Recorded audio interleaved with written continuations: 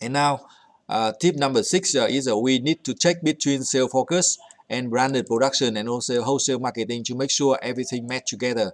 Most of the new players and new student, even MBA or BA student, at the first year we do not focus on this game, so we lose the overview of the game. So this is very important. You have sales focus here. It's just focus. With this focus, so we can get the total expected demand of the market, and also we look at the branded production. When we produce, that is a decision of the top managers. We produce from the two factories here. We produce 2,400 overtime and regular 120%, and here we produce nearly 120% to meet the total market, because from the sales focus we see the demand here 6,900, so we need to produce around 6,900 to meet the market demand. When we match the production with the focus, we get the precise number. And also we look at the wholesale marketing.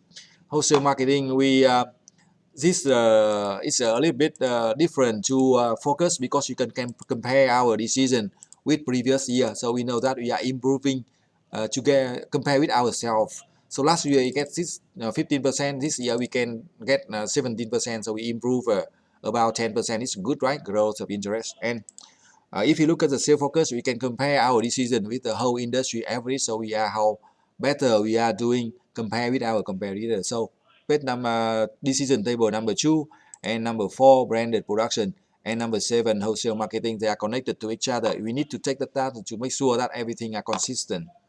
And we can compete by advertising from year 11 to get advantage. Again, we come back this advice.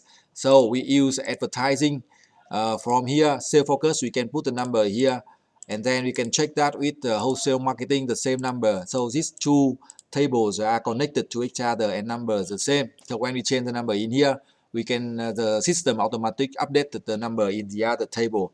So this number, we see that if advertise strongly, we can set higher price, we can sell more, we can so have my higher market share, and also most important, we can get higher margin per pair of shoes. So when you can set the 15, 14, and even $8 per pair of shoes in each market, right?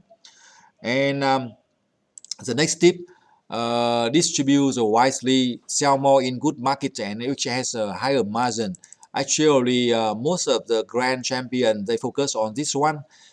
We distribute wisely and sell more in good markets which have higher margin. Means for each year we have a specific production capacity. Look at this, so we have 6,900, around 6,900,000, exactly 889,000. So when we look at the wholesale market, we have the market the margin for each market is around here. It means for one pair of shoe we sell in North America, we get the profit of $13. In here, Europe, we have $15. In here, we have 14, and in here we have only $8. So a wise man is should sell more in here, for example, in Europe. So they sell more here. The margin is higher because the total net profit is multiplied by this margin to the quantity of demand around here, right? So look at the margin. We can see that which market it should sell more, but pay attention that the market share around here should be higher than average. So the market share in Europe, not America, Europe and Asia Pacific is quite good, but not good in Latin America. We can increase the market share here so that we can increase the total net profit. And the tip tells us that we should try sell more in good market. We can higher margin, means when we sell more in this market, we can increase the net profit better than we sell more in here, lower margin, right? And tip number 9, sell almost all models online, keep price low to get max market share, but keep distance from wholesale price. Keep distance from wholesale price.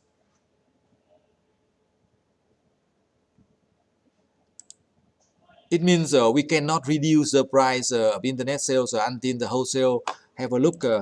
We can see that in 3 tables of decision.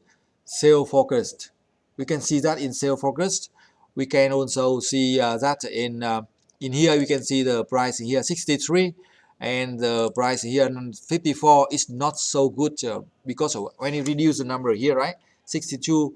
We see that the net profit, look, let's check here, right? So when we up the the retail price of online, and we can see the net profit, but do not reduce too much because we need to keep a distance or make the difference between the wholesale price and the price we sell online directly to users, right?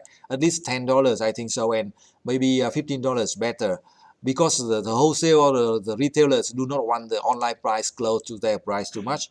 That can lose, we can lose the retail outlets, right? So if we need to control the number of retail outlets, so we keep this quite different, and also keep the online models of nearly or close to model available. That's logical because we still need the customer to come to the shop to buy, so we not sell everything online. Just keep 10% difference so that the customer can come to the local shop, right? But of course, we can still dominate the online market. We look at the internet marketing, so we can see that our online market is around 25, 25, 25, much higher than average of 15 point or 12%, right? And also we look at the margin of online sale, $18, $23, $27, and $12. Quite good market, but in Latin America we see the low margin, right? Anyway, the market share here is really good. Also, the total of the market share only 7%, maybe 10% in different years.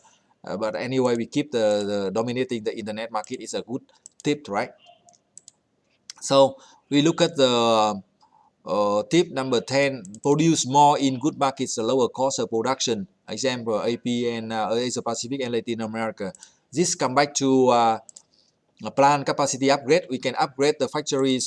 We can upgrade the factories in Asia Pacific, saving a lot of cost in a few years when we have more ending cash. So we can build a new factory in here. Depends on the market growth, or expand the factory in North America. And you can look at the branded production to see that the cost here is $20 per shoe, and in here $26. So the advice is we expand the factory in here so we can produce more from this more effective or more cost saving factories, right? And that's what we have go through on the first 10 tips of the 30 winning tips, right?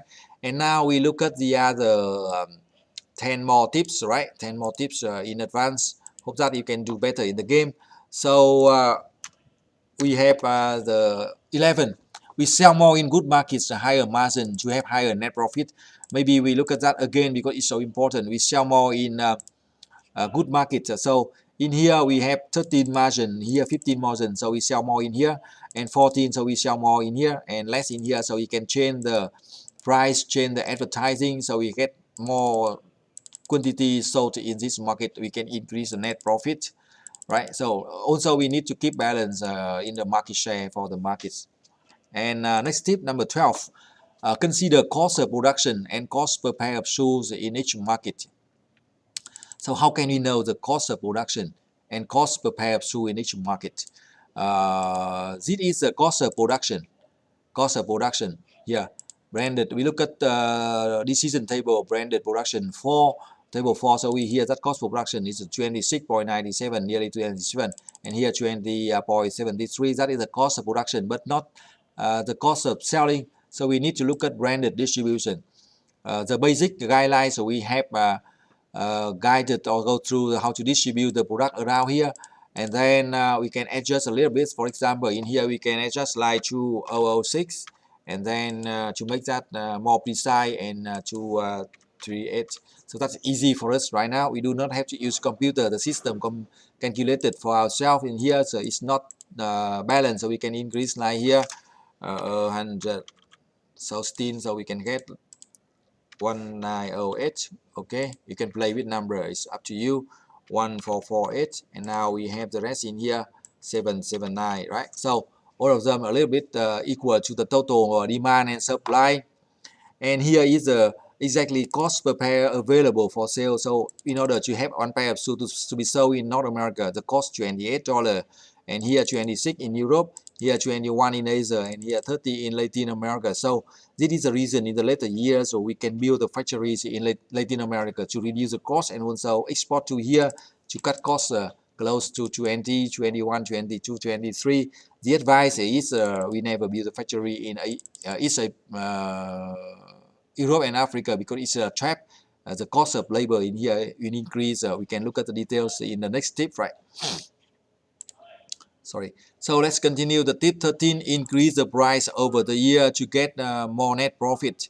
We can increase the price over the year to get more net profit. So if you want to do so, we can look at the market snapshot. And also we see that over the years we can increase the price. If you can increase the price longer years, we can get more on net profit. It's quite difficult if the companies try to shouldn't reduce the price over the years because we cannot have a high net profit. We should keep net profit growing up, right?